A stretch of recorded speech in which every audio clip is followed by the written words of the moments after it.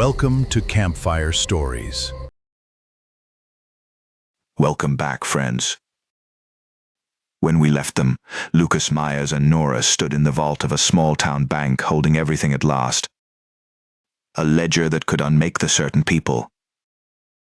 A sealed letter to Lucas from her dead father. And a photograph of a smiling, respectable, powerful old man with a note that said, "This is what they are truly protecting, not the money, him." And that very man had just landed. Tonight, they try to walk out of Halford. Marty, all week I have pictured them frozen in that vault. What did they do? You cannot stand in a bank vault forever. You cannot, Carol, and Lucas knew it. The danger in that vault was not the vault. It was standing still. So he did the hardest thing, which was to move slow. He put the ledger and the letter and the photograph into a plain shopping bag Nora had brought for exactly this, folded the steel drawer shut, and the two of them walked out of that vault and thanked the tired manager and did not run. They walked out the front door of that bank into the morning like a daughter and her father's old friend who had just settled a sad little errand. And across the street, the rental car was empty. The watcher was gone. The watcher is gone. Marty, is that good or is that the worst thing yet? The worst thing yet. Carol and Lucas felt it in his stomach. A watcher leaves when watching is over. When the thing he was watching for has happened, and the people who come next do not need a boy in a car to tell them where to look. Lucas got Nora into their own plain car, calm, unhurried, and pulled out of Halford heading north on the small highway, not the way they had come. And for about 20 minutes, Carol, that quiet country road was the most frightening place either of them had ever been, because it was empty, and empty was exactly what a trap looks like right before it is not empty anymore. Oh, I cannot bear the empty road. What happened, Marty? What happened was a car came up behind them. Not fast. That is the thing Lucas never forgot, Carol. It did not speed. It did not chase. It simply appeared, a clean dark sedan, and it settled in behind them at an easy distance, and it stayed there, patient, matching their speed, making no move at all. And Lucas understood the message of it exactly, because he had been on the other end of it 40 years before. It was the collector, and he was not trying to catch them. He was letting them know they were caught. He would follow them to wherever they felt safe, and then, at his leisure, he would do what he had come to do. He is hurting them. Marty like a man walking sheep. Just staying behind them, patient, letting the fear do the work. How do you get away from a man who is in no hurry? You do a thing he is not expecting, Carol, and Lucas, God bless him, still had the water tower in him. He knew he could not outrun that sedan, and he knew he could not hide from it on an open road. So he did the opposite of running.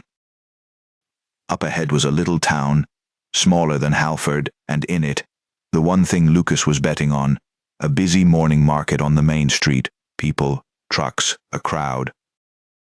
And Lucas drove them straight into the thickest part of it and stopped the car in the middle of the road in front of everybody, and he and Nora got out and walked into the crowd, into the church hall where the market was, into the middle of 100 witnesses. Because the one thing a collector cannot do, Carol, the one rule of a man who makes things disappear, is he cannot do it in front of 100 people in a church hall on a Saturday. Oh, that is brilliant! He turned the crowd into a wall. A man like that needs the quiet and the empty, and Lucas took him into the noise and the light where he cannot work. Marty, that is the boy who buried gold under a water tower using the whole world as his shovel. That is exactly who it was, Carol. And it bought them the thing they needed most, which was not escape, not yet, but time and cover and a moment to think. They sat in that church hall with cups of weak coffee among the quilts and the jam, two more strangers at a country market, and the collector could not touch them, and somewhere out on the street his patience was, for the first time, not working. And it was there, Carol, in the safest unsafe place in the world, that Lucas finally took out the white envelope with his name on it and opened it and read what the man in the good coat had written to him 40 years before. Oh, Marty. In the church hall. What did it say? I have waited 5 weeks to know what that man wrote. It was not long, Carol. He was not a long-winded man. He wrote, "Lucas, if you are reading this, then you lived, and I am glad, because I spent my last honest act on the chance of it." He wrote, "You will want to know why I gave half of this to a boy I had every reason to destroy. Here is why. I have moved money for these people for 11 years, and in all that time, you are the only person I ever watched do a kind thing that cost him something and brought him nothing. You stopped for a dying stranger on a road. I have not stopped for anyone in 11 years.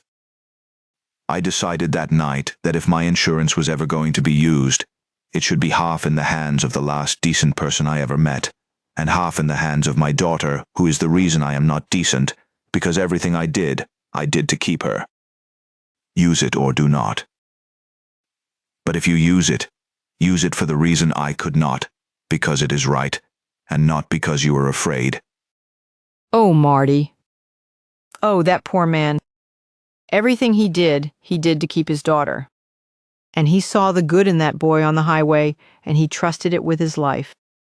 I am crying again at this fire, and I'm not sorry. It is the right place for it, Carol.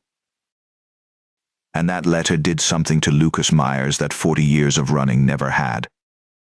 Because for 40 years he had carried the gold as a shame, a thing he did wrong at 19, a debt on his soul.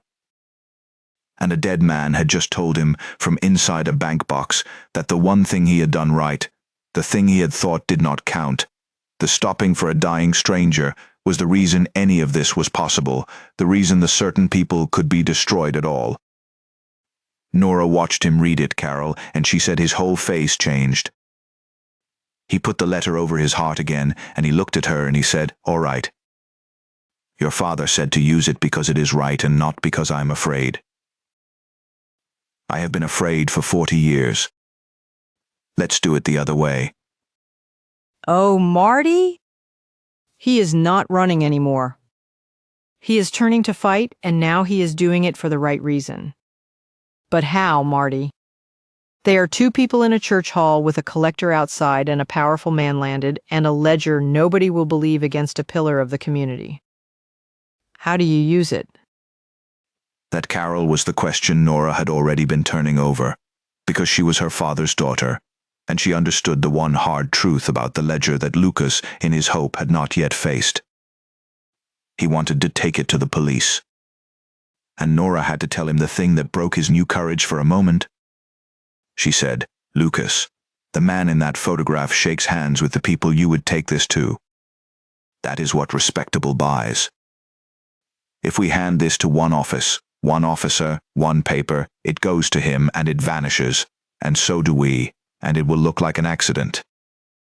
My father did not build one copy in one box because he trusted the law. He built it to survive him. And if we are going to use it, we cannot use it once, and we cannot use it small. We have to do what he did. We have to make it so it cannot be buried." So they cannot just turn it in. Marty, the man is too powerful. He owns the very hands that justice would pass through. They have to do something bigger, something he cannot reach all at once.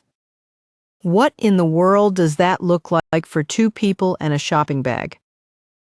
It looks, Carol, like the most dangerous idea either of them had ever had, and it is where everything turns.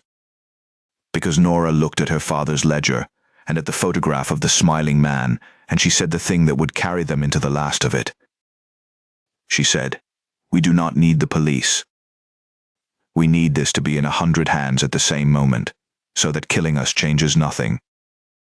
My father knew how to build a thing that goes off after you are dead. He taught me without ever meaning to."